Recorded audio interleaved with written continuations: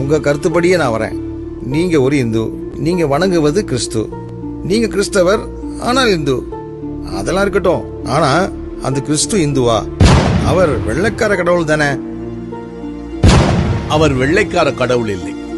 இயேசு கிறிஸ்து பாலஸ்தீனத்தில் பிறந்தவர். அது ஆசியா கண்டத்தில் இருக்கு. அவர் ஆங்கிலம் பேசவில்லை. அவர் பேசிய மொழி அரமேயம். இயேசு கிறிஸ்து என்பதற்கு ரட்சகர் என்று பெயர். அவர் உலக ரட்சகர் என்று வேதாகமம் சொல்லுவார். அப்போ நீங்க சொல்றபடி பார்த்தா அவர் இந்தியர்களுக்கு மாத்திரம் கடவுள் அல்ல, அவர் உலகத்தின் கடவுள் என்றால் ஏன் இந்தியாவில் அவரை முக்கியப்படுத்துறீங்க? இந்தியாவும் உலகத்துல தானே இருக்கு. இந்தியா இந்துக்களுக்கு மட்டுமே என்று சொன்னால், இந்தியாவை படைத்தது இந்து கடவுள் என்றால் வெளிநாட்டை படைத்தது யார்? இந்து மதம் என்றால் இந்திய மதம் என்று பொருள். உலகில் எங்கும் அமெரிக்க மதம், இங்கிலாந்து மதம் என்று ஒன்றுமே இல்லை. இப்படி நாம் பார்க்கும்போது கடவுள் பலராக தெரியும். எல்லா கடவுளும் ஒன்றுதானே? இல்லை, எல்லாருக்கும் ஒரே கடவுள்.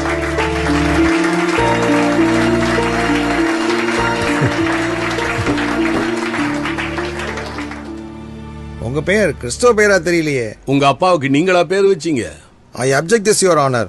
இல்லையா, நான் ஒரு உதாரணத்துக்கு தான் கேட்கிறேன். Your honour. பப்ளிக் ப்ராசிக்யூட்டர், உங்க ஆன்சர்? என்னங்க நீங்க பேசுறது குதர்க்கமா இருக்க. அப்பாவுக்கு புள்ள எப்படி பேர் வைக்க முடியும்? அதேதான் நானும் கேட்கிறேன். கடவுளுக்கு மனிதர் பெயர் வைக்க முடியாது. நீங்கள் சொல்லுகிற பெயரெல்லாம் மனிதன் கடவுளுக்கு வைத்த பெயர். இயேசு என்று பெயரிடுவாயாக என்று பிதாவின் இடத்திலிருந்து கட்டளை வந்தது. இம்மானுவேல் என்று அழைக்கப்படுவார் என்றும் பிறப்பதற்கு முன்பாகவே பெயர் வைக்கப்பட்ட ஒரே கடவுள் இயேசு கிறிஸ்து. இந்து பெயர், கிறிஸ்தவ பெயர் என்று ஒன்று கிடையாது. மனிதனோ முகத்தை பார்க்கிறான், கடவுளோ இருதயத்தை பார்க்கிறார்னு பைபிள் சொல்லுது. என் பெயர் சிவஞானம். சிவம் என்றால் அன்பு. கடவுள் அன்பாயிருக்கிறார் என்றும் கிறிஸ்துவே ஞானம் என்றும் வேதம் சொல்லுகிறது. ஐ மீன் த பைபிள். ஆகையால் என் பெயர் கிறிஸ்தவ பெயர் தான். என்னுடைய மகனின் பெயர் குமரன். பிதா, குமாரன், பரிசுத்தாவி. இப்படி பார்த்தால் அவனுடைய பெயரும் கிறிஸ்தவ பெயர் தான். கனம் பொருந்திய நீதியரசரான ஐயாவின் பெயர் வெங்கடாசலபதி. வெம் என்றால் பாவம், கடம் என்றால் கடப்பது, அசலம் என்றால் மலை.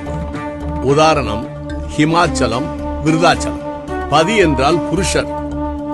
மலையின் மேல் பாவத்தை கடந்த புருஷன் அர்த்தம். அப்படி பார்த்தால் அதுவும் கிறிஸ்தவ பெயர் தான். உங்களுடைய பெயர் நாராயணன். நார் என்றால் நீர், அயனம் என்றால் படுத்துக் கொண்டிருப்பது. ஆவியானவர் ஜலத்தின் மேல் அசைவாடிக் கொண்டிருந்தார் என்று வேதத்தின் 2வது வசனம் சொல்லுகிறது. நாராயணன் என்றால் பரிசுத்த ஆவி என்றும் அர்த்தம். This is for your kind information. நீங்கள் இப்படி பேசுவது மத பிரச்சாரம் இல்லையா? இது மத பிரச்சாரம் அல்ல.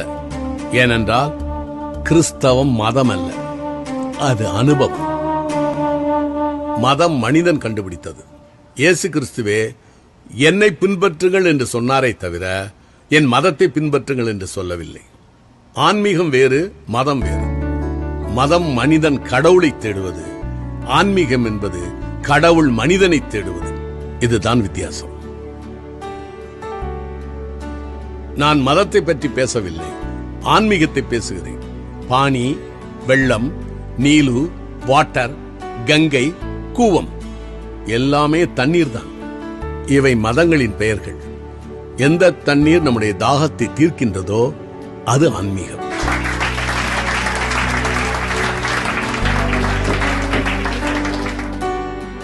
சத்தியம் ஒன்றுதான் இருக்க முடியும். அந்த சத்தியம் என்ன என்று அறிந்த பின்பு இந்த உலகத்துக்கு சொல்ல வேண்டும் என்பது கடமை. சுவிசேஷம் விதைப்பது என் மேல் விழுந்த கடமை. அதை விதைக்காவிட்டால் எனக்கு ஐயோ என்று என்னுடைய வேதம் சொல்லுகிறது.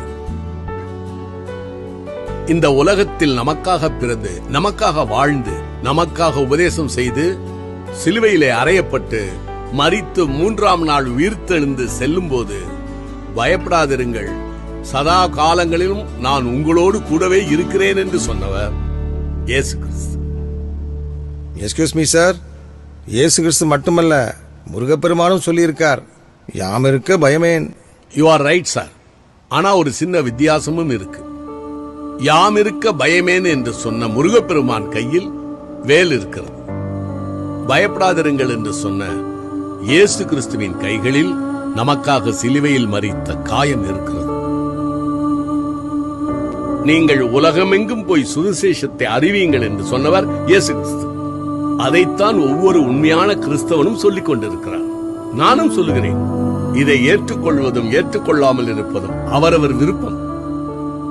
ஏற்றுக்கொள்வதற்கு பெயர் மதமாற்றம் அல்ல, மனமாற்றம்.